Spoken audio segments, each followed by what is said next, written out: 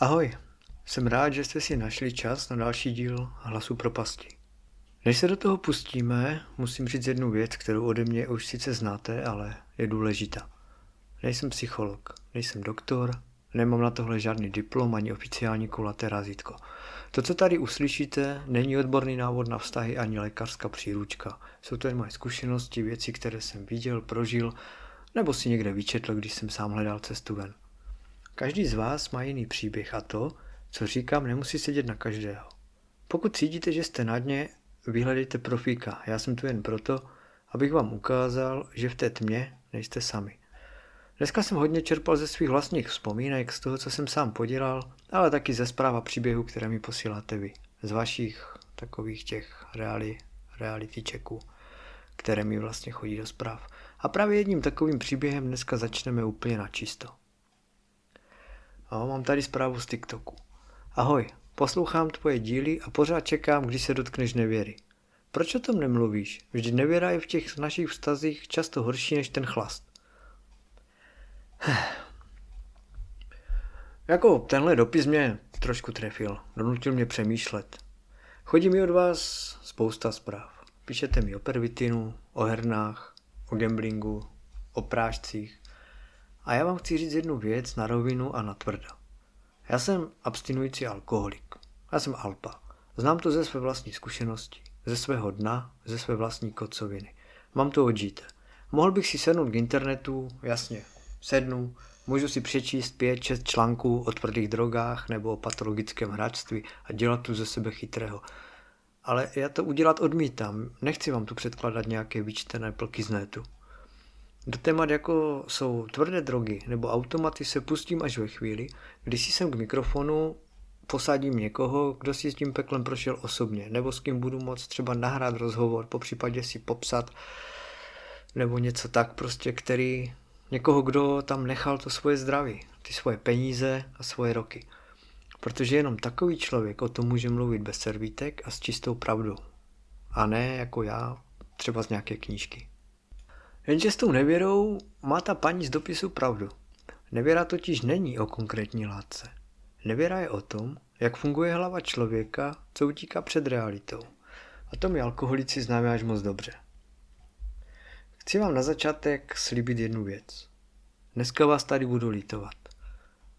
Povíme si o tom, jak je ten život těžký, jak vás doma nikdo nechápe, jak je ta vaše partnerka nebo partner hrozně chladný, jak na vás jen křičí a jak si vlastně tu úlevu v cizí náručí zasloužíte. Povíme si, že za to v podstatě nemůžete, protože jste byli unavení, opilí a pod tlakem. Slyšíte to? Slyšíte, jak sladce ta lež zní? Přesně takhle si to v té hlavě omlouváte, že jo? Ale nic z toho dneska nebude. Žádný alibi.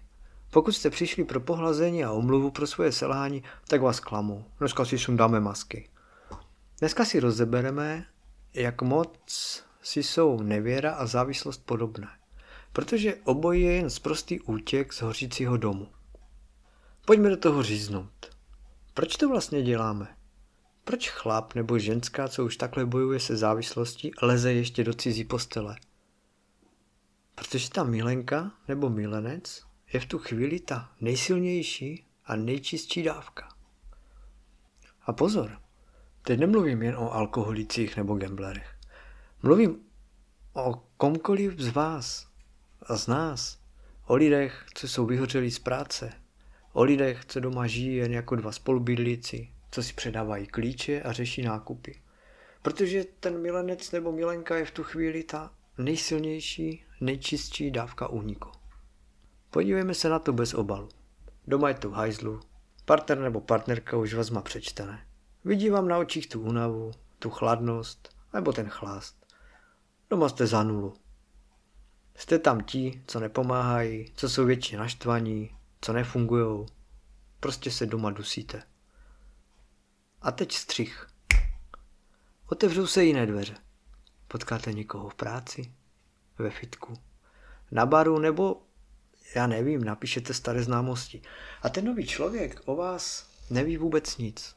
Pro něj nejste ten unavený táta nebo ta podražděná máma, co doma jen řve.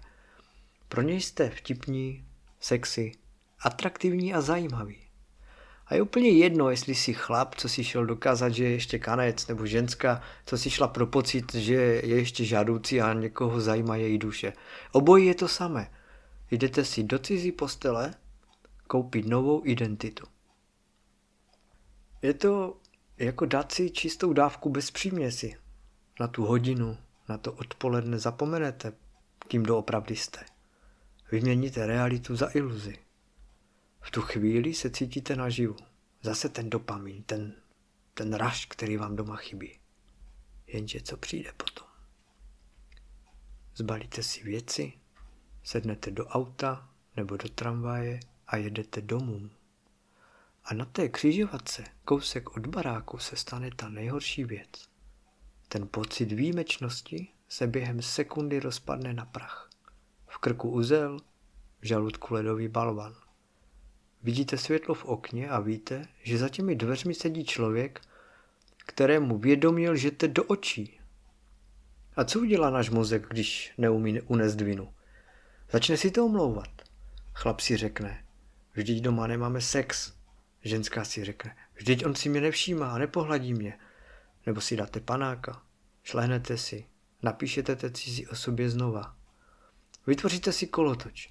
Potřebujete tu nevěru, abyste přežili to ticho doma. A potřebujete to ticho doma, abyste měli z čeho utíkat. A tady je ta nejtvrdší pravda, kterou si nechce přiznat ani chlap, ani ženská. Vy tu druhou osobu nemilujete. Vy ji jenom používáte jako živou náplast na své vlastní zraněné ego. Používáte ji jako únik, abyste nemuseli čelit tomu, co máte doma, nebo sami v sobě. A až z té nové známosti opadne ten prvotní ráž a začne po vás chtít reálný vztah, zahodíte ji úplně stejně, jako právě teď ničíte důvěru doma. Jakmile uděláte ten krok a pustíte si do života nevěru, stane se zvláštní věc. Musíte si v hlavě postavit celou novou architekturu. Nazval bych to architekturu lži. Lhaní je neskutečně vyčerpávající práce. Musíte si pamatovat, co jste řekli doma a co jste řekli té druhé straně. Kde jste byli v úterý v 6? Proč máte na účtu výběr z bankomatu? Proč máte zamknutý telefon a proč ho pokládáte displejem dolů, jakmile někdo vejde do místnosti? Vaše hlava běží v neustálém stresu. A protože ten stres a pocit viny nejde vydržet dlouho, váš mozek udělá ten nejprostší trik, kterého je schopný. Přepne do útoku. Znáte to? Určitě ano. Abyste nemuseli čelit tomu, že jste to vy, kdo ničí vztah, uděláte ze svého partnera nepřítele. Začnete hledat chyby. Chlap si řekne, podívej se na ní, jak vypadá, pořád je jen podrážděná, nevšímá si mě, stíhačka je to. A ženská si řekne, on je neschopný, ani nepochválí, nepohladí mě, jen sedí u té televize. Začnete doma vyvolávat hádky z úplných zbytečností. Ale proč? Protože když se před odchodem z domu pohádáte, máte alibi. V té naší naštvané hlavě si řeknete, vidíš to? Ona nebo on za to může. S tímhle se nedá žít, musí mít pryč. A s tímhle falešným pocitem ublížení si jdete lehnout k někomu jinému. To je ta nejsilnější paranoia. Člověk, který sám podvádí a lže, začne neuvěřitelně podezírat toho druhého. Proč se mě ptáš, kde jsem byl? Vyzvídáš? Kontroluješ mě? Ne. Ten druhý vás neukamenovává. Ten druhý jen cítí, že je v domě chladno. Ale vy reagujete agresivně, protože vás děsí, že by se ta vaše pevnost ze lží mohla zhroutit. Překroutíte realitu tak dokonale, že za oběť prohlásíte sami sebe. A pojďme jít ještě hlouběji. Protože to nejsladší a zároveň nejjedovatější na nevěře je ten pocit tajna. Znáte ten moment? Ten moment, kdy vám pípne zpráva. Víte přesně, od koho je. Ležíte na gauči. Vedle vás sedí partner nebo partnerka. Kouká na televizi nebo si čte. A vy cítíte, jak vám vyskočí tep. Srdce vám buší až v krku. Vezmete ten telefon, potočíte ho tak, aby vám druhý neviděl na displeji. palec nastavený na smazat, kdyby se náhodou otočil. A v té jedné vteřině prožijete obrovský nával adrenalinu. A teď se vás zeptám na jednu věc. Co je to za pocit? To není láska. To není romantika. To je obyčejná, sprostá potřeba mít tajemství. Je to pocit moci. Já vím něco, co ty nevíš. Já mám svět, do kterého ty nesmíš. Stáváte se režisérem vlastního tajného filmu. Jenže pravda je taková, že v tom filmu nejste hrdina. Jste v něm sráč, co se schovává za zamykací obrazovku. A víte, co je na tom nejhorší? Ten šílený dvojí metr, který si v sobě nosíme. Představte si, že by se role otočily. Zkuste si to teď hned představit. Sedíte doma, váš partner nebo partnerka si vezme telefon, usměje se do displeje, rychle ho zamkne a odejde na záchod. A vy víte, cítíte to v kostech, že tam někdo je. Jaký je to pocit? Tlak na hrudi? Vzteky byste ten telefon rozmlatili o zeď, co? Cítíte se ponížení, podvedení, znechucení? Tak jak je kurva možné, že když to sami děláte vy, tak si to dokážete v hlavě omluvit během 2 vteřin? Vždyť o nic nejde, vždyť si jen píšeme, vždyť mě doma nikdo nepochválí. To není omluva, to je jen vaše zbabělost podívat se do zrcadla a přiznat si, já jsem ten, kdo tady ničí domov. A tady přichází ten největší jed. Abych to nazval třeba, nevím. A já tu mám jako amnezie na bolest. Asi to necháme. Amnezie na bolest. Jo? Říkáme tomu amnezie na bolest. Když podvádíte váš mozek, vám úplně vymaže ty následky. On vám neukáže ten moment, až to praskne. Neukáže vám ty slzy, ten křik, to ticho, ty zbalené tašky na chodbě. Neukáže vám ty děti, co se na vás budou dívat a nebudou chápat, proč táta nebo máma odchází pryč. Váš mozek vám ukáže jen tu příští hodinu, jen ten příští hotel, tu příští zprávu, ten příští dotyk. A přesně takhle fungujeme my všichni, co utíkáme. Vidíme jen tu chvilkovou úlevu. Ale to, že kvůli té 1 hodině úlevy vypálíte do základu celý svůj dosavadní život, to vaše ego velkoryse přehlédne.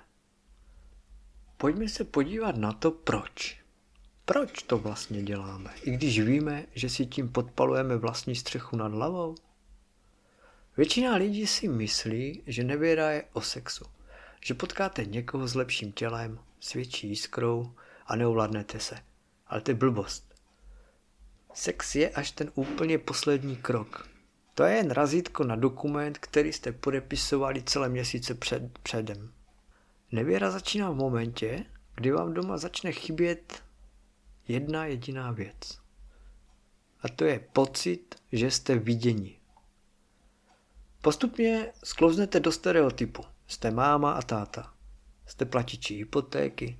Jste ti, co nosí nákupy a vyklízejí myčku. Váš partner už se na vás nedívá tím pohledem jako na začátku. Nedívá se na vás jako na muže nebo na ženu, po kterém touží. Vidí ve vás provozního manažera domácnosti. A v tu chvíli se ve vás probudí to hladové, zraněné dítě. To dítě, které chce, aby mu někdo řekl, ty jsi úžasný, tobě to sluší, ty jsi zajímavý. A pak stačí málo. Stačí kolega v práci, který se vás zeptá, jak se doopravdy máte. Stačí někdo na síti, kdo vám napíše obyčejný kompliment. A bum, ten hladový červ ve vaší hlavě dostal nažrat. A teď se pojďme bavit o tom, kde ta čára doopravdy leží. Protože většina lhářů si sama před sebou obhajuje svoje chování tím, že říká, vždyť jsem s ním nespala, vždyť jsem se jí ani nedotkl, jen si píšeme. Slyšíte tu lež? Říká se tomu mikronevěra. A je to možná ještě zákeřnější než jednorázovka v baru po 10 panácích. Je to, když se ráno upravíte do práce trochu víc, protože víte, že tam bude on nebo ona. Je to, když se stáhnete z rozhovoru se svým partnerem, ale s tím druhým si píšete do 2 do rána pod peřinou. Je to, když své nejhlubší pocity, svoje strachy a svoje radosti nezdílíte doma, ale posíláte je v hlasovkách někomu cizímu. Vy už v podstatě V tu chvíli toho svého partnera podvádíte. Emocionálně. Odsunuli jste ho na druhou kolej a tu nejlepší část své duše krmíte někoho jiného. A to, že jste se u toho svlekli nebo nesvlekli, je v tuhle chvíli už úplně jedno. Chci, abyste teď na vteřinu přestali cokoliv dělat. Pokud řídíte, koukejte na cestu, ale v duchu si odpovězte. Pokud sedíte doma, zavřete oči. Položím vám pár otázek a nechci, abyste odpovídali mně. Odpovězte sami sobě. První otázka.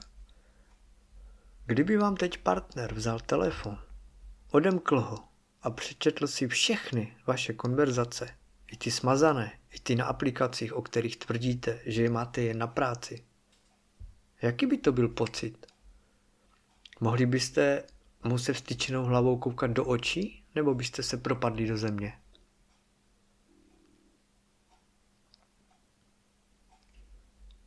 Druhá otázka. Kdy naposledy jste svému partnerovi řekli, co vás doopravdy bolí, místo toho, abyste to šli řešit za někým jiným nebo to zapili panákem? Kdy naposledy jste byli upřímní doma bez masek a bez útoku?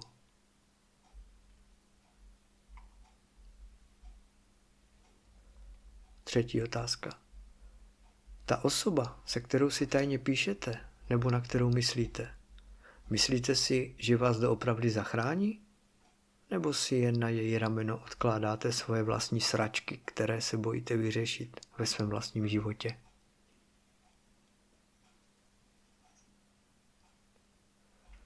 Dýchá se vám těžko? Jo, není mi příjemné se ptát, ale musím, protože i když odpovědi na tyhle otázky bolí, bez téhle bolesti se nikam neposuneme. Řekli jsme si vlastně, že se bez té bolesti neposuneme, jenže víte, co je na nás lidech nejhorší? My si na tu bolest radši zvykneme, než abychom ji vyřešili. Pojďme se podívat do té pasti. Říkáme tomu třeba pohodlná hniloba. Žijete ve vztahu, který nefunguje. Už si nemáte co říct. Doma je chladno, nebo naopak věčná válka. Vy víte, že byste to měli řešit.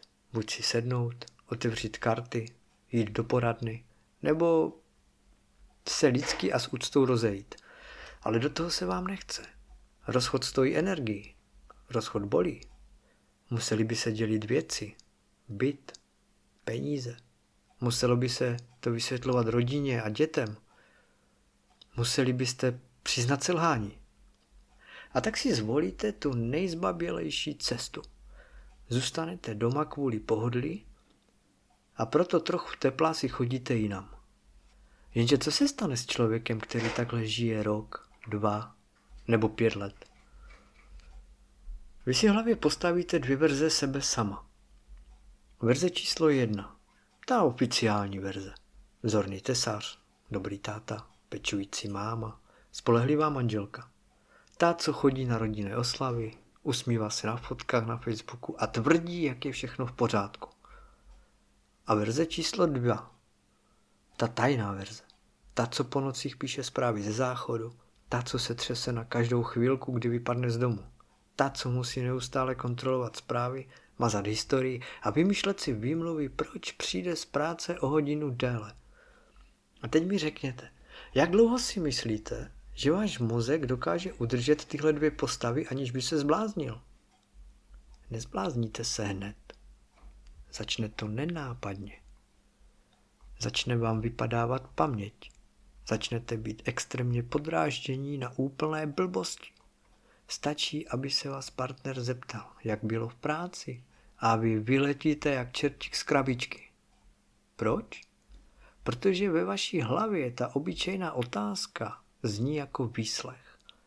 Začnete trpět nespavostí, mít žaludeční neurózy, pít večer o 2 skleničky víc, abyste vůbec zabrali, protože jakmile zhasne světlo a v pokoji je ticho, ty 2 verze vás samotných se potkají ve vaší vlastní hlavě. A ta tajná verze vám šeptá, jsi lhář, jsi sráč. Ztráta úcty k oběma stranám. A víte, co je na tomhle protahovaném dvojím životě úplně nejtragičtější? Vy postupně ztrácíte úctu ke všem. Ztratíte úctu k partnerovi doma, protože si říkáte, jak může být tak slepý? Jak to, že to na mě nepozná? Vždyť to hlupák. Tím, že vás neodhalil, u vás klesne ještě níž. Potom ztratíte úctu k té milence nebo milenci, protože hluboko uvnitř víte, že člověk, který vědomě leze do zadaného vztahu a spokojí se s tím, že dostává jen vaše drobečky a tajné hodiny po motelech, nemá žádnou vlastní sebeúctu. A nakonec ztratíte úctu sami k sobě. A v tuhle chvíli jste přesně na dně té propasti. Vztah doma je zničený, i když ještě stojí zeď.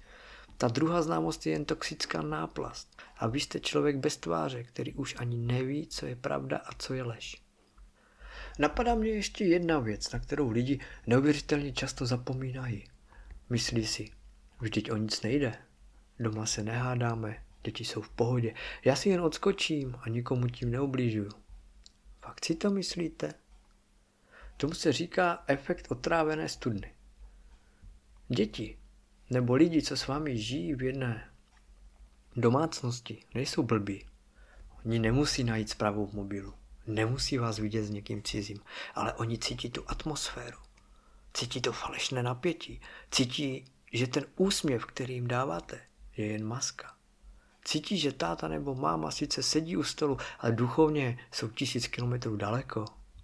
Vytváříte v domě prostředí, kde se sice nemluví o problémech, ale kde je tak hustý vzduch, že se v něm nedá dýchat. A ty děti v tom vyrůstají, nasávají ten model. Učí se, že vztah je místo, kde se věci tají, kde se neříká pravda a kde se žije vedle sebe jako cizí lidi. A teď si představte ten moment, kdy to praskne. Protože ono to praskne. Vždycky. Za týden, za rok nebo za 10 let. V tu chvíli se nepřepíše jen přítomnost. V tu chvíli se přepíše celá vaše minulost. Ten partner, kterého jste podváděli, se podívá zpátky na ty společné dovolené, na ty narozeniny, na ty večery, kdy jste si povídali a u každé té vzpomínky si položí otázku. Byla to pravda? Nebo už mě v tu chvíli podváděl? Měl mě v tu chvíli vůbec rád? Nebo to byla jen hra? Vy tomu člověku smažete celé roky jeho života. Vezmete mu vzpomínky, zkazíte mu víru v to, že cokoliv z toho, co prožil, bylo reálné. To je ten největší zločin nevěry. Nezničíte jen ten dnešní den, vy vypálíte i celou tu historii, kterou jste spolu postavili.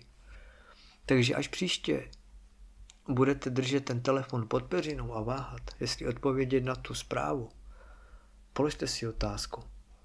Stojí těch 20 minut chvilkového pocitu, že jsem zase sexy za to, že vymažu 10 let poctivého života a zničím víru v lidi, člověku, který se mnou stavěl domov?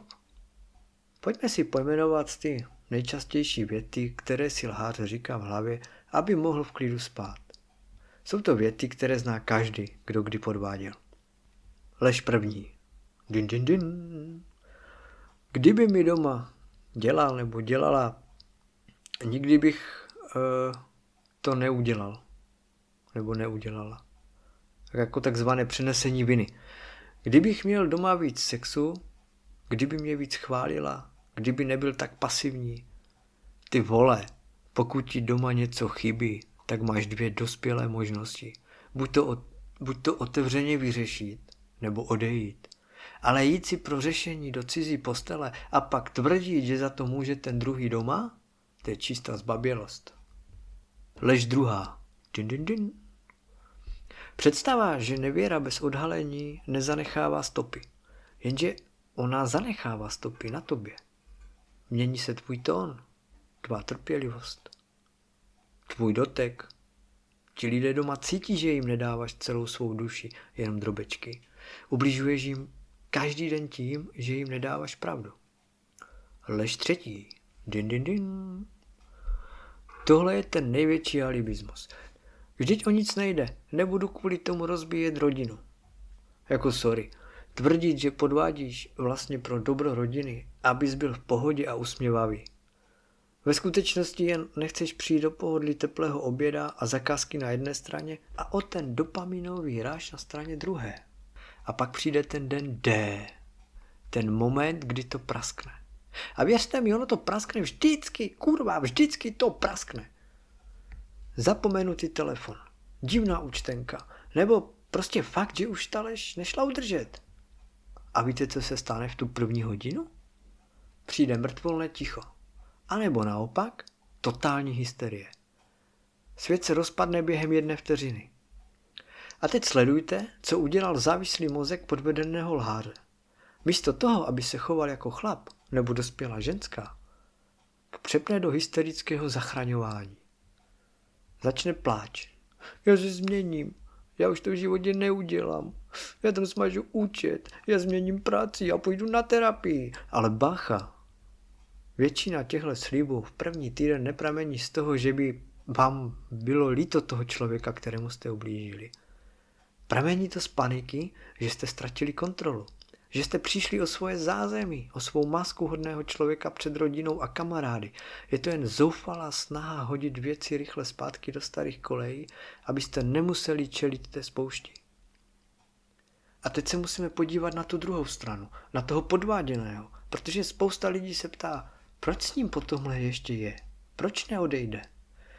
Odpověď bývá tvrdá a často bolí. Ale jsme řešili v minulém díle. Říká se tomu spoluzávislost. Někdy je to o přízemních věcech, o penězích a jistotě. Máte spolu hypotéku, 2 malé děti, jste na rodičovské nebo nemáte kam jít. A ten podvedený člověk si v duchu spočítá, že radši bude polikat tu hořkou slinu a žít vedle lháře, než aby čelil finančnímu dnu a samotě. Ale často je to ještě hlubší, je to závislost na naději. Ti podvádění lidi často viděli tu intuici, věděli to měsíce dopředu, cítili ten chlad, viděli ten telefon displejem dolů, ale báli se zeptat. Báli se otevřít tu Pandořinu skříňku, protože věděli, že jakmile to vysloví nahlas, ten jejich dosavadní svět skončí. A tak radši věří těm nejlevnějším výmluvám. On byl jen unavený z práce, ona si jen dopisuje s kamarádem, ležou sami sobě, jen aby nemuseli čelit té hrozné pravdě, že žijí s někým, komu na nich nezáleží. A teď, když jsme si tohle všechno svlekli až na kůži, pojďme na vaše příběhy a na to, co ukazuje tvrdá realita a čísla. Ahoj, poslouchám tě pravidelně. Můj bývalý partner měl problém s pitím. 3 roky jsem ho tahala z průšvihu, odpouštěla jsem mu, že propil výplatu, že nepřišel domů, že mi lhal. Vždycky jsem si říkala, on za to nemůže, to ten chlast. A pak jsem našla v jeho telefonu fotky z hotelu s jinou ženskou z doby, kdy mi tvrdil, že je na léčení a bojuje se svými démony. V tu chvíli se ve mně něco zlomilo. Odpustila jsem mu zvratky v předsíni, odpustila jsem mu ostudu před rodinou, ale to, že ze mě dělal debila, zatímco já se o něj strachovala a nespala v noci, tohle odpustit nešlo. Neodchází se kvůli sexu. Odchází se kvůli tomu, že vám ten druhý sebere poslední zbytek důstojnosti. Tak tohle byl první příběh z TikToku. Tu mám ještě jeden příběh z TikToku. Dobrý den, chci napsat pohled z té druhé strany, ze kterého je mi dneska na blíti. 2 roky jsem dělala milenku zadanému chlapovi. Sliboval mi, jak odejde od ženy, jak už spolu nespí, jak žijí jen jako spolubydlíci. Věřila jsem mu každé slovo, cítila jsem se jako jeho záchrana. Až když jsem ho jednou potkala v nákupním centru, jak vede za ruku svou ženu, usmívá se na ní, nese si tašky. Teprve pak mi došlo, že jsem byla jenom hračka. Hračka na víkend, aby si mohl odskočit ze svého vyhaslého života. Když jsem mu řekla, že to praskne, zablokoval si mě a nazval mě magorem. Holky, nenechte se opít rohlíkem. Chlap, který lže doma, bude lhát i vám. Lenka. Tak, a teď tady mám jeden silný příběh z e-mailu. Budu ho číst taky anonymně. A ten je opravdu silný. Jsem nikdo. Jsem jedna z davu a tohle je můj příběh. Před 5 lety jsem pracovala jako prodavačka v obchodě.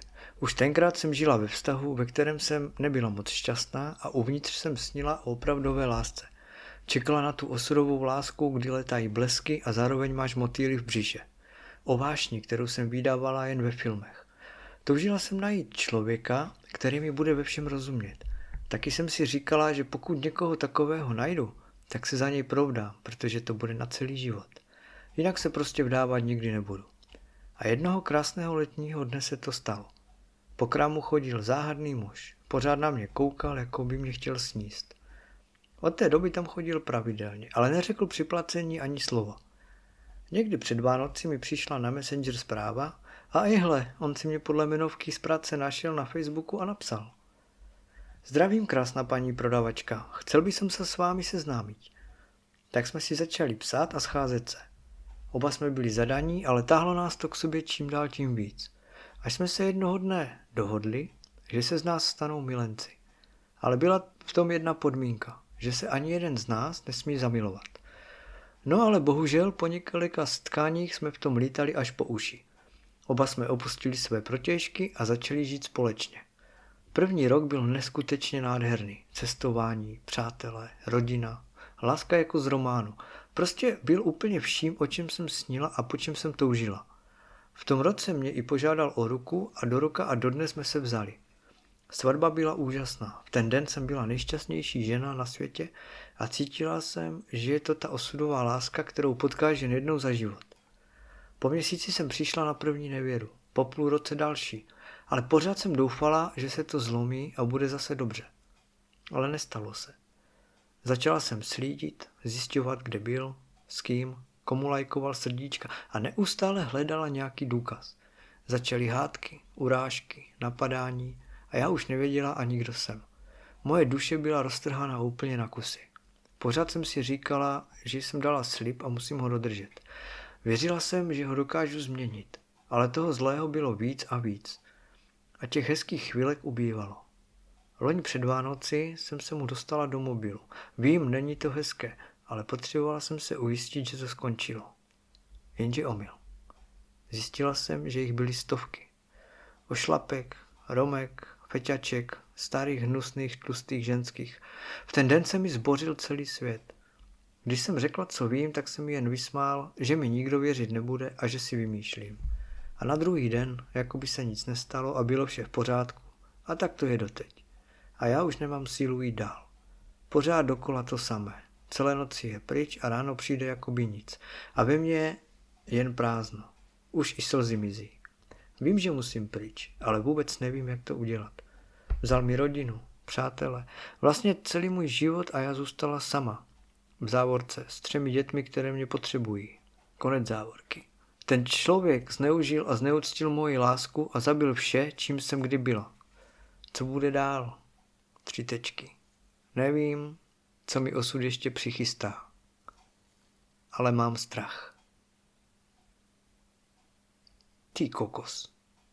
Silný to příběh. Já jako k tomu nemám moc slov. Hajzl je to hajzl. Parchan jeden. Já jsem si to myslel, že ti chlapi budou horší než ty holky. Strašné. Drž se holka. Drž se, jsme s tebou. A ještě jeden příběh tady mám. Ten je taky z TikToku. Ahoj, dneska je mi 22 a jsem v 7. měsíci.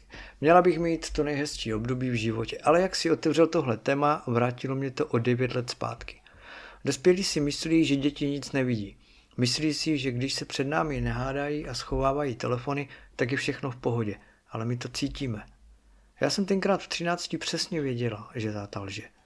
Viděla jsem, jak se mění jeho tón, jak je tělem doma, ale duší úplně jinde. Viděla jsem mámu, jak se noc co noc potichu klepe v kuchyni, u breku a snaží se tvářit, že jí jen nebylo dobře. Pak přišel rozvod. Peklo, stěhování, hádky o peníze, cizí lidi v našem bytě. A víš, co je na tom nejhorší? Zničilo mi to pohled na svět. Dneska sedím doma s bříškem, mám partnera, který je skvělý, dře pro nás a snaží se při mě stát. Jenže já mám hormony, bývám podrážděná, sex teď skoro nemáme a moje tělo se mění. A i když můj chlap dělá první, poslední, já mám v sobě paniku. Místo toho, abych se těšila na miminko, mě v noci přepadávají záchvaty úzkosti a v hlavě mi pořád dokola běží myšlenka. Přesně v téhle chvíli táta začal zahýbat mámě, protože už pro něj byla unavená a nudná. Nevěra rodičů nevypálí jenom ten jejich vztah. Ona vezme pocit bezpečí i těm dětem a dá jim do života trauma, které si pak táhnou až do chvíle, kdy sami zakládají rodinu. Marie Jihlava. Než to dneska zavřeme, mám tu pro vás trochu chladné matematiky, čísla, která stejně neokecáte a ze kterých vás možná bude mrazit v zádech. Takže statistiky. Rozsah problému. Více než 45% lidí v dlouhodobých vztazích přiznává nějakou formu nevěry. A pozor, dneska už nejde jen o sex na hotelu. Přes 60% z nich začalo tím nevinným psáním na sítích, o kterém si lhář namlouvá, že se přece nic neděje. Děje. Emocionální nevěra je dneska nejrychlejší cesta k demolici vztahu. U lidí, další jako odstavec tu mám, u lidí, kteří bojují se závislostí, ať už je to chlast, automaty nebo prášky, to číslo skáče na neuvěřitelných 70%. Ale proč? Protože mozek naučený utíkat před realitou reaguje na problém vždycky stejně. Sáhne po té nejlevnější a nejrychlejší dávce dopaminu. A nový tajný člověk je ten nejtvrdší materiál. Za třetí. Více než 80% dětí, které vyrostly v rodině, kde proběhla nevěra a tajné lži, uvádí, že o tom věděli ještě předtím, než to prasklo. Rodiče si myslí, jak jsou geniální, když šeptají na chodbičce a schovávají telefony. To dítě to ví.